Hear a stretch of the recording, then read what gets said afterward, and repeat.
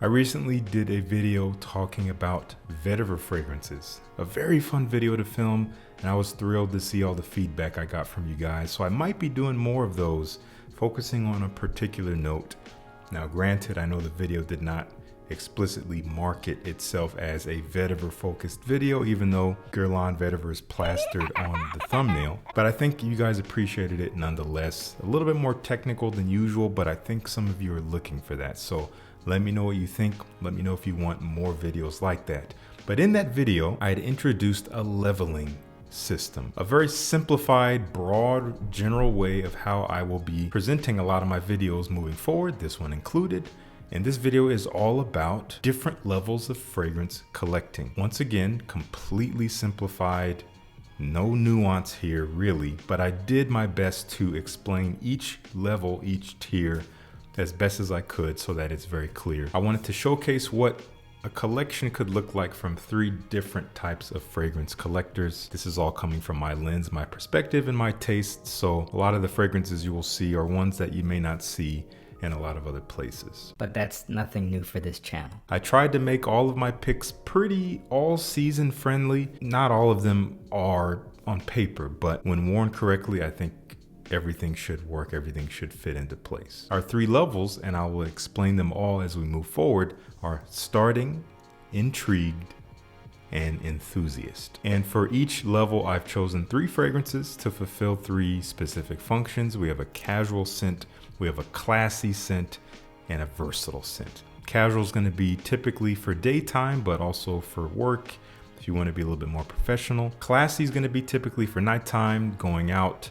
Doesn't have to be super formal, but you can range from a casual date night to a more dressed up night out occasion. And then versatile is self-explanatory. So let's dive right into it. We're going to start with starting. For those basically starting out, maybe you've been in this for a few months, few weeks, definitely less than a year of watching YouTube videos, of buying recommendations, of starting your collection and learning what you like and what you don't like and all that stuff. Very exciting time. Now, a few things I need to say in regards to how I define this category. If you have no plans to move beyond this point, be careful. You don't actually need recommendations from YouTube in order to achieve your goals of smelling good. If that is one of your primary goals, is to just smell good to those around you, smell pleasant. You don't need to get a bunch of fragrances for that. I know some people will say, well, you need to buy a bunch and filter and then realize what you don't like and go through the fire. No, you don't have to do that. You don't have to spend a bunch of money like a lot of us have in order to achieve your taste. You don't have to buy a bunch of bottles you're not going to wear. It's not necessary. So while this can be more colloquially known as the beginner category, I'm not going to be recommending some of the most obvious recommendations as you see on the screen. You can find them on a majority of other channels. But like I said, you don't need a YouTube channel to learn if those fragrances are worth trying. You owe it to yourself to go to your local shop and try them for free. So our casual fragrance for starting out is going to H24 Eau de Parfum from Hermes. Could be pretty versatile, but I chose the Eau de Parfum because this profile is overall pretty simple. Not basic, not generic, but simple. It's kind of metallic green and citrusy fresh with a little bit of this almost warm, ambery, resinous sweetness. Maybe not ambery, but more of a resinous kind of sweetness in there. Deep down in the base that kind of gives it its legs. I think this is a fantastic fragrance to wear during the day for just about any occasion. It is professional enough to wear to the office or any kind of professional work environment or any environment where you work where you want to have a professional vibe. It's going to work for that, or just hanging out, it works for that too. A complete upgrade to the EDT if you're asking me. A little bit less metallic, which I think some people were turned off by in the original. So if you hated the EDT, you might actually like this. If you like the EDT, you'll probably love this, but I would definitely recommend this as a starter casual fragrance.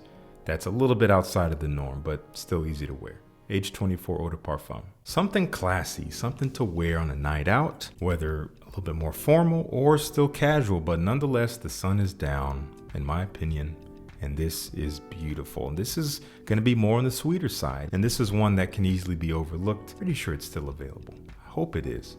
L'Homme Ideal the Eau de Toilette from Guerlain. What a beautiful fragrance. What a beautiful collection of fragrances. It is decidedly a little different than the norm as far as sweet, accessible, mainstream, male marketed fragrances go.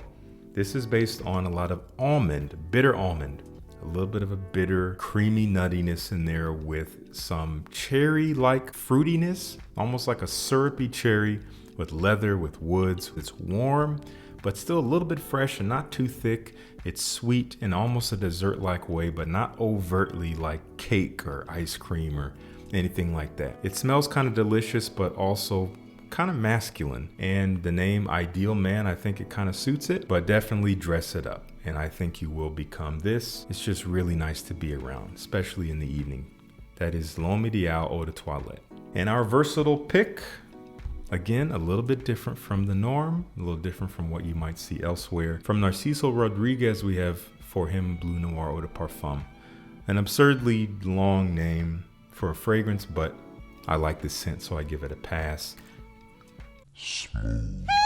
That is one way I would describe this. Very smooth. It is a little bit blue smelling as per the name and the look of it, but it's different. It's a different take on blue. It is clean, a little fresh, but more on the musky side. Smooth, kind of sensual musk, but still overall fresh and has a feeling of cleanliness, makes it super versatile. I would wear it day or night. You could dress it up or down. It could be classy, it could be casual. That's why it's at the versatile category. Easy to wear, but a little different from other blue scents. Definitely check out for him Bleu Noir Eau de Parfum from Narciso Rodriguez. Moving on to the intrigued category. So perhaps you've started to dip your toe just beyond your comfort zone, or you feel ready to do so. And this is a result of maybe having collected several fragrances, dozens of them, perhaps more mainstream or designer fragrances, and you're realizing that there's a lot of redundancy. There's a lot that smells the same among brands. So you're looking for more. Now, this doesn't directly imply an exclusive transition to niche fragrances, although all the picks I've chosen will be niche, but just know that it doesn't have to be that. And getting decants, if possible, should still be prioritized. You don't need to be blind buying stuff, especially as you start spending a little bit more money per fragrance. At this point, you are now intrigued to explore some scent profiles that were not necessarily created to make you fit in. Maybe they're created to challenge you a little bit more, or just inspire you with something different, something that you haven't really smelled before or perceived of smelling. So our casual pick, a lovely scent from the House of Xerjoff. So far, my top 3 that I've smelled from them. Renaissance, as they say in the UK, but we just say Renaissance here in the States. This is a classic from the brand, a favorite across the board for many people. Bright citruses, cooling mint, kind of creamy and warm and ambery as it dries, but still overall very cooling and fresh, uplifting, something I tend to only want to wear in the daytime because of just how bright it is. It just resonates with a sunny day. And it has some good performance. This stuff will last me all day into the night. And by that time, the dry down is a nice kind of bed of base notes, woods, and maybe some warm ambery notes that are pretty soft but still present, on which I can maybe spray something else for the evening. But for the daytime, I love this. I do consider it a little bit more on the casual side because of how citrusy and minty it is, but still has some legs, still has a lot of depth here. Way more interesting than your typical citrus fragrance. Renaissance from Xerjoff. Our classy choice coming from the House of Zaharoff. Some might say it's a conflict of interest. I say this is an objectively fantastic fragrance. And I think a lot of you would agree, especially if you've tried it. If you haven't tried it, you can't talk. This is Signature Rosé. Again, if you haven't yet tried this, say what you will, but try it, and you'll know what the buzz is about. As I say, rose fragrance for rose lovers and rose haters. I think it's a great idea if you're just starting to get over the hump, over the hill, maybe into the rabbit hole of fragrances and being more enthusiastic about it. Rose. Florals in general are great to explore, especially for guys who have been averse to them in the past. And rose is a great one to start with. And it's done so beautifully here and of the highest quality. At least 3 different types of rose in here, some of the highest quality rose oils that you can get, mixed with some of the typical elements of the Zaharoff signature Pour Homme DNA. If you're not familiar with that, then that's another fragrance you need to try. It's created this entire collection. It's quite incensey, lots of cooling, smoky incense with the rose, quite a unique concoction with a bit of oud and vanilla in the base, among other notes, that combines to make almost a chocolatey feel, especially in warmer situations. A simply gorgeous fragrance and a rose scent, probably unlike anything you've ever smelled. The hype is real on this one. Easily can recommend this for a classy situation. Signature rosé. And for a versatile pick, worn day or night, all year round. Easily wearable, but still quite different. Doesn't really smell like anything else out there, even for being a relatively simple profile. We have Gentle Fluidity Silver from Maison Francis Kurkdjian. One of my favorites for a while now. I've recommended it many times, and I think several of you have checked it out and enjoyed it as well. Somehow the perfect balance and blend of dualities. Cooling, sharp, fresh juniper berry, so it almost has a gin-like freshness. Very invigorating, but it's balanced with musk and vanilla and amber. So this warm, smooth sweetness balanced with a very sharp, cooling, almost pervasive freshness. And it lasts all day. You would not think it would last, but this stuff persists. Makes it easy to wear for any situation, but still carries a little bit more elegance than your typical versatile fragrance. That's why it's here in the middle tier. So do check this one out. I'm gonna have links down below to sample it along with everything else. That is Gentle Fluidity Silver from MFK. Okay, we are into the final tier, the final level, the enthusiast category. And again, as I said, there's nuance that I'm not touching on here, especially in this category. And if you're here, you're now genuinely interested in new scent experiences. And while not necessarily turned off completely by mainstream perfumery, it no longer really excites you. Your more generic fragrances still have function in your collection, but perhaps they now occupy a minority of your fragrance wearing. And again, all of this is relative, but we're gonna start with our casual pick. I use, again, casual lightly because I'm just talking about more daytime wear, but this is a new one to the channel. We have Fougère Royale from Houbigant. They did send this to me recently. I was utterly shocked to hear from them, and I love me a good Fougère. I have tons of them, so here's another one. And this stuff is incredibly classy. I think this was perfumed by Rodrigo Flores Roux. He did one of my all-time favorites, John Varvatos Vintage. Classic Fougère style, very herbaceous, citrusy, fresh, and spicy, but clean smelling. More depth here, gentlemanly, lots of oak moss, almost a creamy, sweet, like coumarin or tonka bean. The classic profile, but a little bit of a twist on it. It does remind me of a few other things all put together, other fougères, but it is its own thing, and it fulfills the role beautifully with incredible quality. Not the strongest performance here, at least for me, but I don't mind.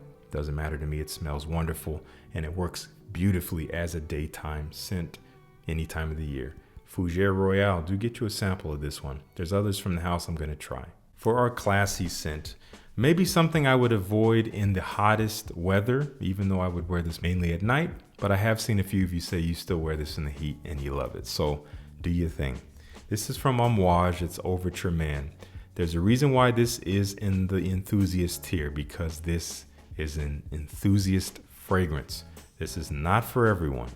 And if you do happen to try it, if you go out on a limb and get you a sample and you spray it on your skin or spray it on paper, do not put it up your nose.